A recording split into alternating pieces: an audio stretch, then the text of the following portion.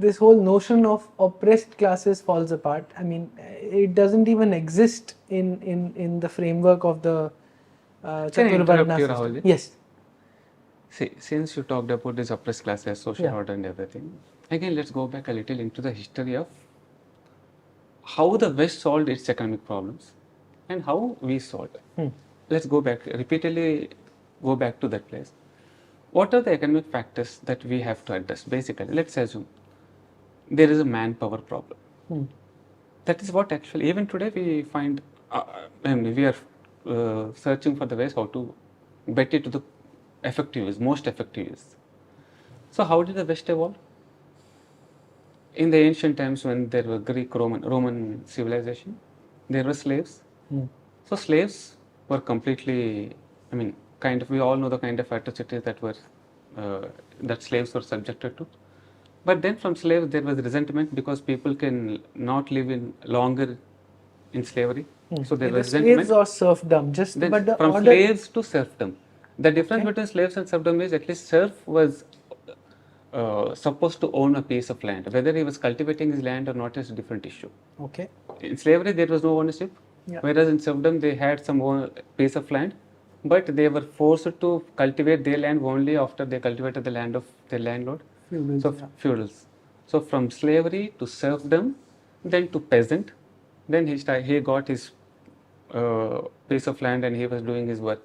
Then from there, post-enlightenment ideals in the Europe, this colonization happened. So they got colonies, and again in colonies they got slaves, and again they slowly moved to capitalism, wherein today we'll end up in the present day employment. There is a clear-cut evolution in the case of West, from slave to serf to peasant to employment, which is a natural evolution, which is a betterment of the previous system. Okay. How did we manage our manpower? We never had slaves. It is written all over. No historian ever claimed that India had the slavery system. Our manpower is again in our social order. We had kulavrittis, we had jatis.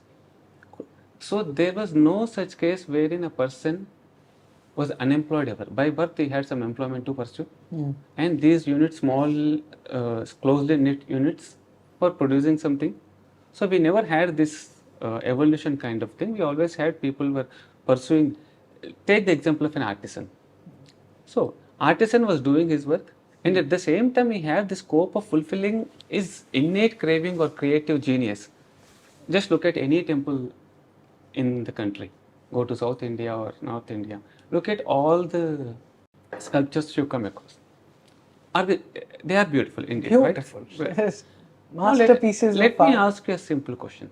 Let's assume a society which has oppressed at least 60% of its population for 2000 years. Can it ever produce? Can it ever produce such marvels? Kailasnath temple, built out of a rock. And think of this. Think of it this way. Computer vision, with nothing. It's mind-boggling how anybody would be. And over some few hundred years. No, which community sculpted this? Was it Brahmanas? No. Was it Kshatriyas? Was it Vaishyas? It was the Shudra community which sculpted it. Then how can even we claim that Shudras were oppressed for longer period of time? No, nowhere in the history. At no point in time in the history this actually happened. But somehow we got. Why? Again, the way we looked at our society is colonial. If I'm not preaching you too much. No. It reminds me of my conversation with Anuradha Goyal, a friend of mine who's one of India's biggest travel bloggers. She mentioned that, we have this idea of Kabir, that he was a very poor Jolaha working with iron, coming from a very poor family. She says actually that is not true.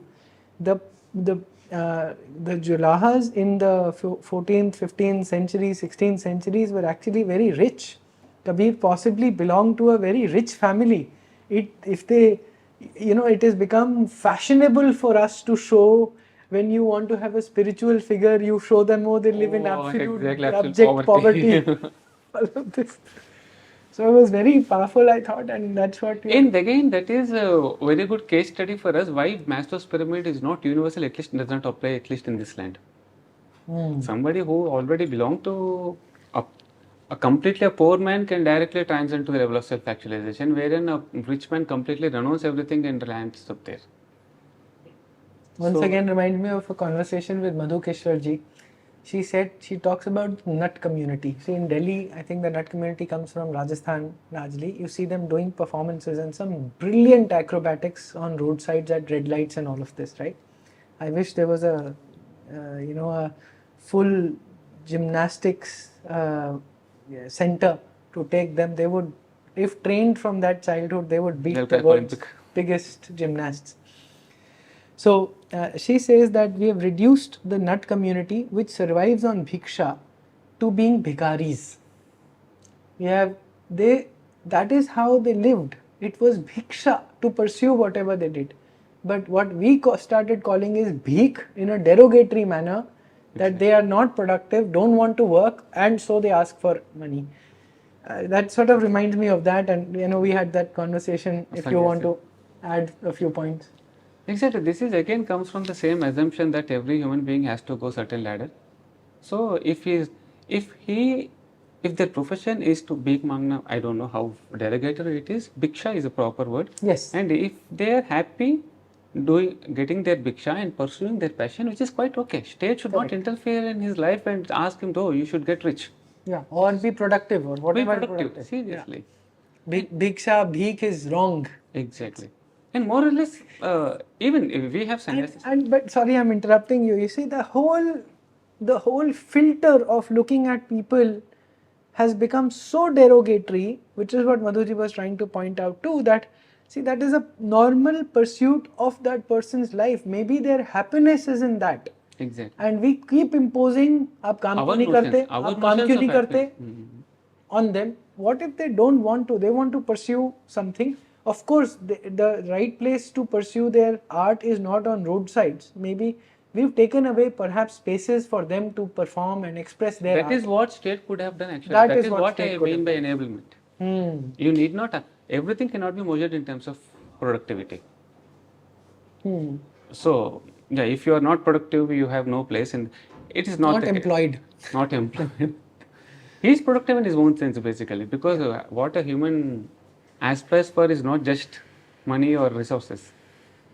Some sort of aesthetics makes him happy basically. Yeah. So the discourse on aesthetics is completely missing in the modern discourse basically.